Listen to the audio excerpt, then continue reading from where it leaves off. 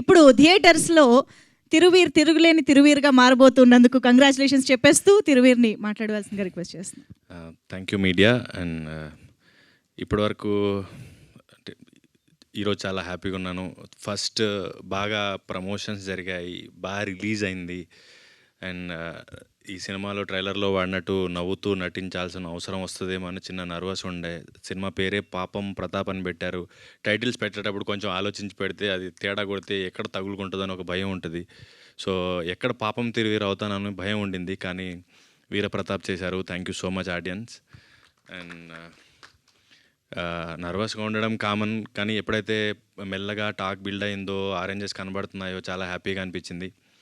And ఈ cinema particularly నేను రాత్రి ప్రీమియర్స్ దగ్గర నుంచి ఈ రోజంతా అబ్జర్వ్ చేస్తున్నానంటే ఆడవాళ్ళు ఎంత కనెక్ట్ అవుతున్నారు ఈ సినిమా కంటే. నేను సీన్ చేసేటప్పుడు ఒకసారి వెబ్ సిరీస్ చేసినప్పుడు చాలా చాలా భయపడ్డా, ఇది ఎలా పోతుందో ఎలా తీసుకుంటారు, కానీ సీన్కి ఎక్కువ ఫ్యాన్స్ ఉందే లేడీస్. సో సేమ్ మళ్ళీ నేను పాపం ప్రతాప్ చూసిన తర్వాత ఎక్కువ మేము ఏదైతే నేను ఎక్స్పెక్ట్ చేయాలి ఇంత కనెక్ట్ అవుతారు లేడీస్ అని.